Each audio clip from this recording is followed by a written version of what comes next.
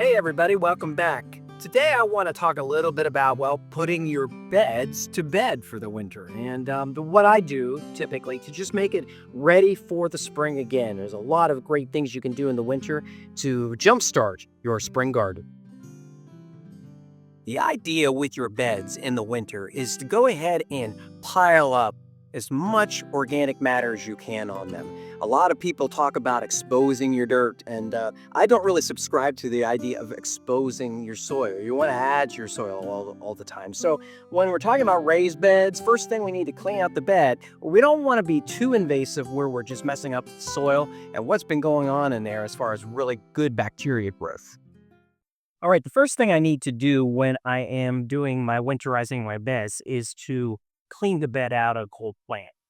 I've got tomatoes in here. I've got old pepper plants that died in here. I have some basil. And this bed specifically, I'm just going to pull out this old tomato plant with stake and everything and set that off to the side.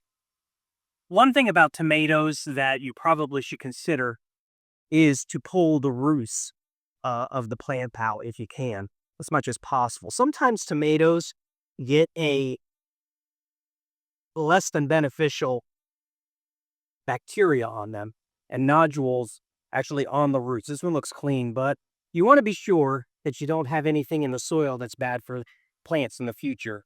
As far as peppers and basil and really anything else, I prefer to just leave those roots in the soil because unlike the tomatoes, you can get beneficial, what are called nematodes, and other things like bacteria, of course, earth reform growth, things like that are actually good when the roots are left in the soil. You have plenty of time next spring to dig those roots up when you plant something new.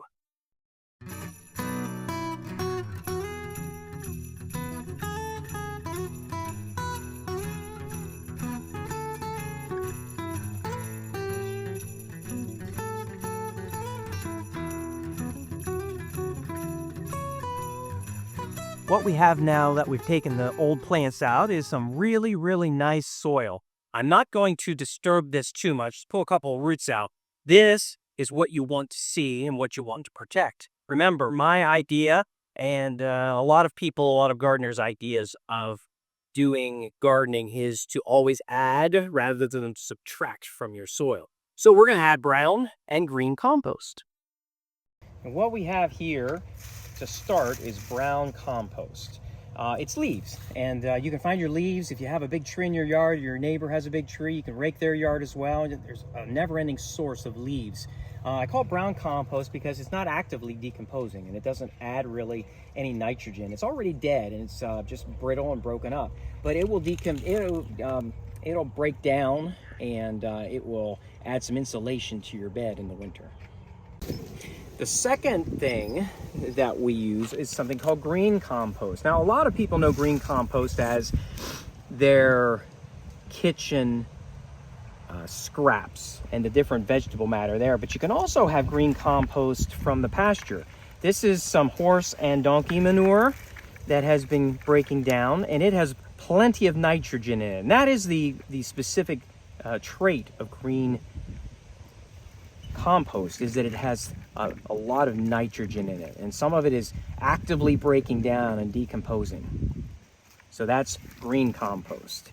Another source of compost that I use is wood chips. And you've heard of wood chip or Eden gardening. A lot of people use wood chips of different sizes. If you find a really good source of natural wood chips, maybe a tree service or an arborist in your area, this is a source of both brown and green compost, because some of this stuff is not really actively decomposing. It would be brown compost, but it's really good insulation. But if I dig down in here, this is actually a little bit warm.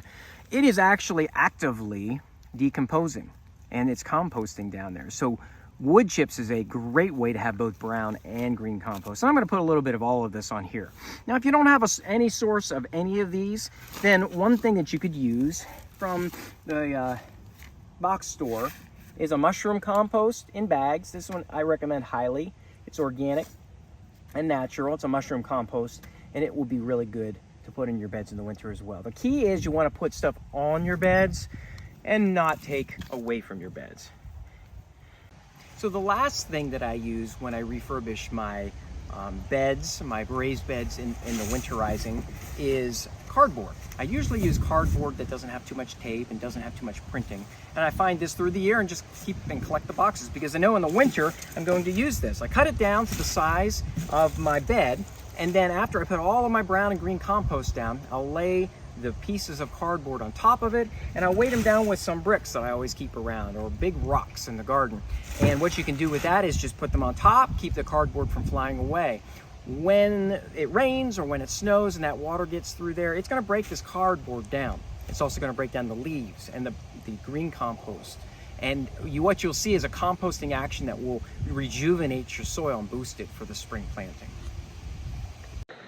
I first put on a heavy layer of leaves. Mound them up because they will quickly become compacted and start breaking down. I put leaves on first to allow the green compost that I will add next to time release its fertilizing effects. Next comes the natural wood chips. Be sure not to use dyed commercial mulches that can definitely poison your garden soil. You want this to be as natural as possible. Next, add your green compost. You can use manure or bags of organic compost available at any local home improvement store. Remember, a little bit goes a long way, and over-fertilizing can have a burning out effect on your garden soil. So after your compost is down, you want to add your cardboard topper, weighing it down to keep the whole ecosystem contained. It is okay if it bulges up a little bit above the top of the garden bed edges. This material will eventually decompose and take up less volume. Even if you don't have any of these materials, your beds can still benefit by mounding up leaves. Here I have garlic growing, and as you can see, the insulating leaves have allowed the bulbs to sprout even with frigid nighttime temperatures. The leaves will also hold in moisture and keep the soil beneath from getting hard and compacted. Now you might be asking, okay, well, I don't just have garden boxes. What do I do to winterize a larger piece of land? Well, I would highly recommend as best as possible to find yourself a network with some sort of an arborist or a tree service, something where you can get wood chips. I recommend potentially getting getchipdrop.com and registering for drops of chips. They can sometimes do up to 20 cubic yards at a time. I've got tons and tons of wood chips. You see all my piles here. What I'm going to be doing with this now is I'm going to rest at this part of the garden for about 6 months, and I'm going to rake all of these piles down, and I'm going to have about 8 inches of compost, of wood chips. And when I'm ready to plant in this soil, most of this will be composted down, and I'll dig down close to the soil, and all of that will now have all of the nutrients ready for my spring plants. This is one of the wood chip piles that we have on our property, and we just have the guys dump their dump trucks on it, and there's probably 3 or 4 tons still here. And what you will see, and it's basically half used and put into the garden, but all of this is starting to break down. It's not wood chips anymore, it's becoming compost. And if you dig really into the center, you can actually feel it. It's about 110, 120 degrees in there. And that's what it does. It basically burns a little bit from the inside out. And sometimes in the morning, you'll see steam coming out the top of it. It's safe, but it's nice that you know that this is working and all this composting is being done in these piles.